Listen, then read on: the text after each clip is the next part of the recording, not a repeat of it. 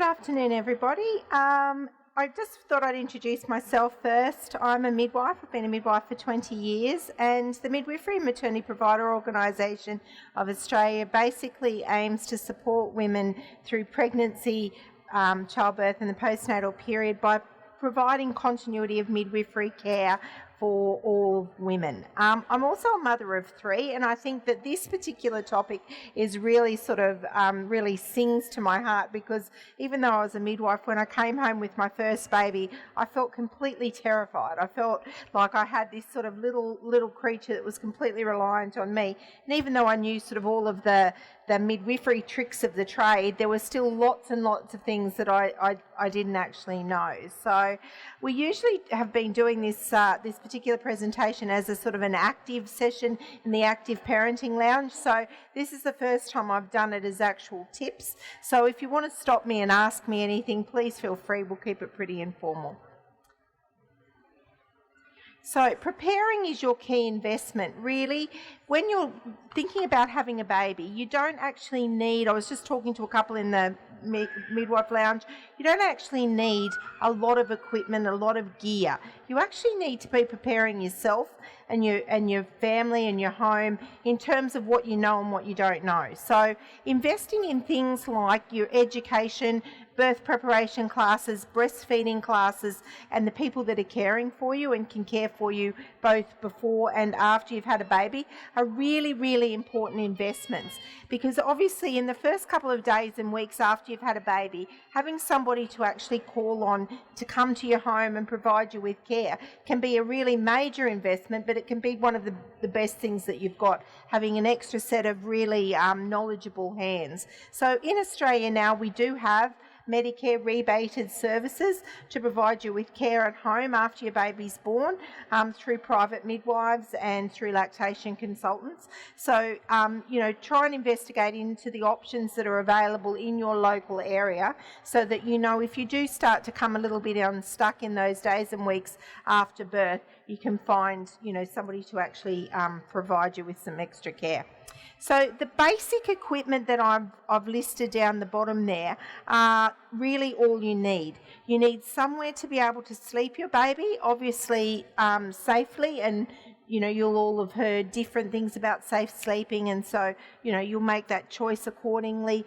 You need to be able to get your baby sort of clothed and looked after in a fairly simplistic way. So just nappies, I'll go through cloth and disposables in a moment, basic singlets, basic clothes that you can pull on and off baby easily, go through those, and a mechanism to be able to transport your baby both inside the car and on you and outside the car.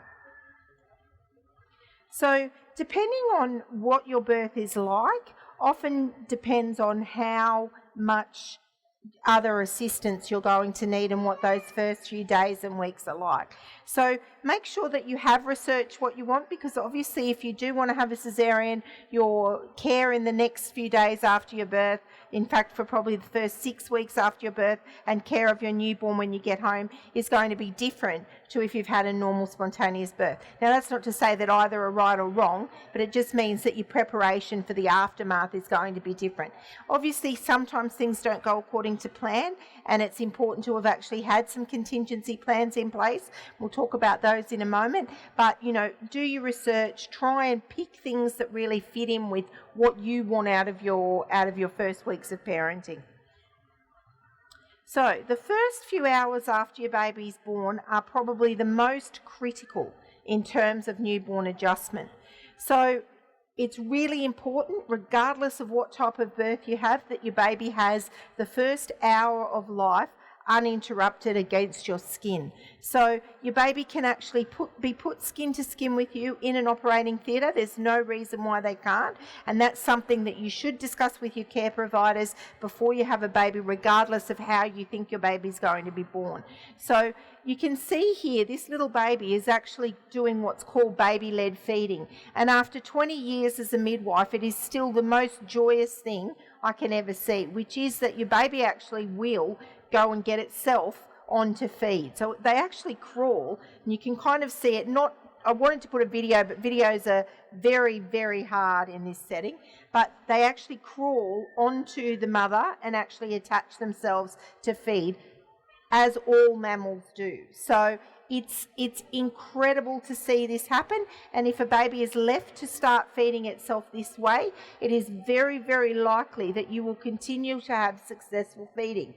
It is not always standard to keep mother and baby together, and nor is it standard to actually be able to get the baby to feed skin to skin all of the time.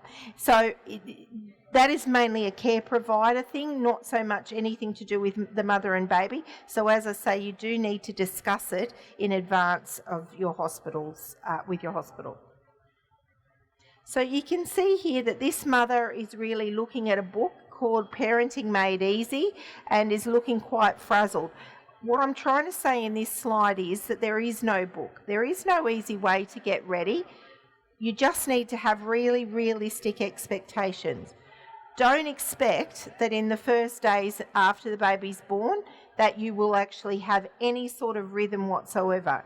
And in fact, it's completely unrealistic to think that your baby will actually have sort of, you know, normal feeds every 3 hours. People will say, oh, you should be feeding in a certain way. There's absolutely no way that it will do that. In the first probably couple of days after it's born, it will have periods of really long, big sleep. So often it'll do its first feed and then it may have 6 to 8 hours of sleep. That may never happen again for a number of weeks. So, you know, you do need to make sure that you're making the most of it. If your baby has a big sleep at that point, don't get up, jump on Facebook, email everyone that you've had the baby, hop into bed and have a really big sleep yourself. So sleep when your baby is asleep and try and stay home in the early period and get as much rest as you possibly can. Now, what's called the circadian rhythm, which is night and day sort of response, is not automatic in babies. So babies don't actually have a rhythm that necessarily knows when day is day and when night is night. The hormones that you find in breast milk do help them to develop that.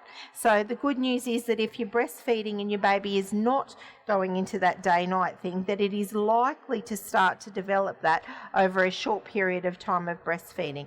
It's also important to just kind of emphasise to your baby in the early weeks, the difference between day and night.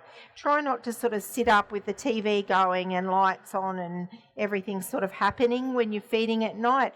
Try and keep your pattern at nighttime feeding quite different to your daytime feeding, so that over a period of time, it's not going to evolve very quickly, but over a period of time, the baby will start to evolve into a more of a night and day sort of pattern.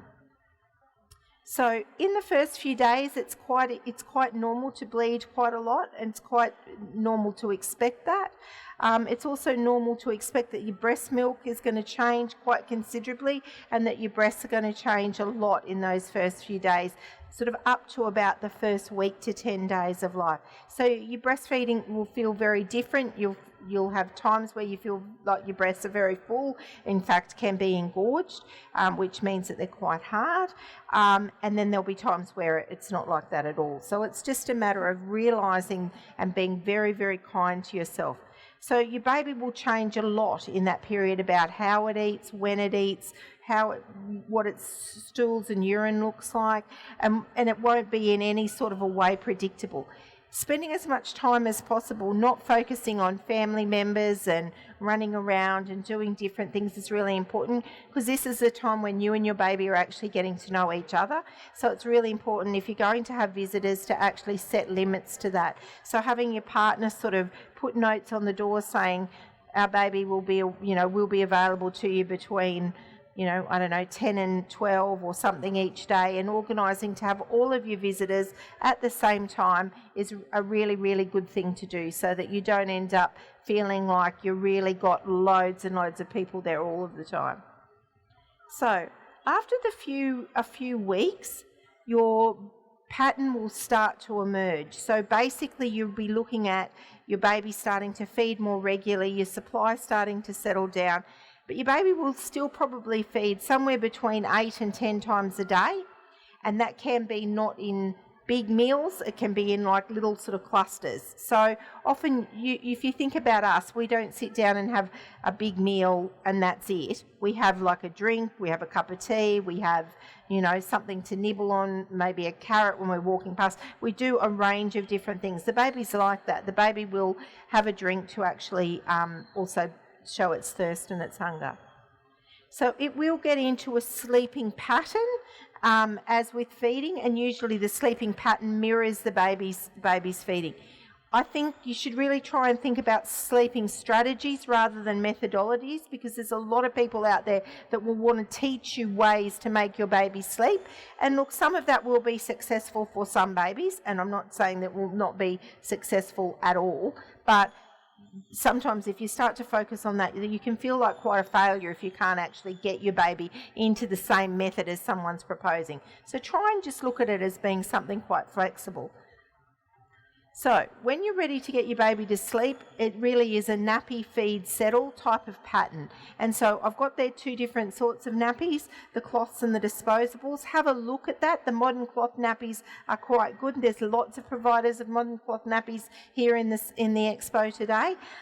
Certainly if you're looking at disposables, look at things like whether they re-stick, what the thickness of them is like, whether they're going to be something that's going to last all night. And obviously cost is another factor. When you're settling your baby, you're really looking at different ways of wrapping baby. I've got several different methodologies there, and you can see that you go from a very simple muslin wrap in the top left-hand corner to sort of all sorts of different blankets and different products that you can use to keep your baby wrapped and snuggled well. Again, I think the muslin is a very simple method. Certainly in summer in Australia, we really need things that are nice and cool and breathable, and a normal muslin wrap or some sort of wrap that it's got a lovely breathable fabric is best to keep baby nice and wrapped and settled. So obviously if your baby's not going to settle, you need to think about what are the other alternatives, what else you can do, because once you've basically given your baby another feed, what will you do again? So another feed is one of the options. A bath is something that can sometimes be very settling for baby, and certainly you'll find that if you've got that bath is not a great picture of what to do. You'd need a bath that was a little deeper than that, but you can immerse a baby fully in a very quite a tepid bath, so it doesn't feel cool on your arm, it feels warm on your arm, about the 37 degree mark, so that it is really baby's body temperature, and you actually immerse baby in the bath and keep it quite settled. Obviously that can be followed by infant massage if that's something that you would like to do, because that can sometimes be very settling as well. So the other 2 things that I've got there are obviously giving baby a cuddle and putting baby into a sling to make sure that baby's quite settled. Babies actually like to be held. It's very sad, because people will often say, well, don't cuddle baby, you'll spoil it, you need to put it into the bed to sleep. The unfortunate reality is that most babies do better when they're in somebody's arms. They're used to being against you, cuddled against you, feeling your heartbeat, feeling your body temperature, feeling you there, smelling you, and so that's the way that they do tend to settle. Now obviously that can be a little bit restrictive as a mum, and you've got to work out your own pattern, but slings can be a great alternative to being, carrying baby in your arms. So if it's all too much, we're in a system now where no Australian woman should suffer in silence. You absolutely need to sing out. You absolutely can jump onto our web pages to get the names of midwives to come out to home, and that is all Medicare rebated. It is slightly more difficult in the Sydney area than it is in the other capital cities, but you can get onto our website and have a bit of a look. So the other thing that I just wanted to touch on really, really quickly is expectations. Your life has changed. You basically are living in a different world now, and there's no magical cure. You just need to try and keep life in balance and try and keep your baby, learn how you're going to react in yourself, and try and use that pattern in knowing yourself to work out how best to deal with your baby. So if you're a highly anxious person, you may need to have assistance regularly to try and help you to deal with baby. And so that's really important to know. There are lots of people that claim that they know the answer. For you, it's going to be different. Everybody is different, and so there's no one special right magical way. So it takes about 9 months to make a baby, and it takes about 9 months to fully recover. It's not an instinctive process, so you definitely need to learn about what you're going to do. You need to make sure that you're eating nutritiously, drinking lots of water, getting as much rest as possible, having a low level of expectation about what you're actually going to achieve in the first few weeks, and getting lots of support. And if nothing else, time will solve all ills. So, if you're feeling like you've just got it in order, probably chances are that baby's going to change its routine and things are going to come unstuck, and you'll need another week or so to get things back on track again. Thank you.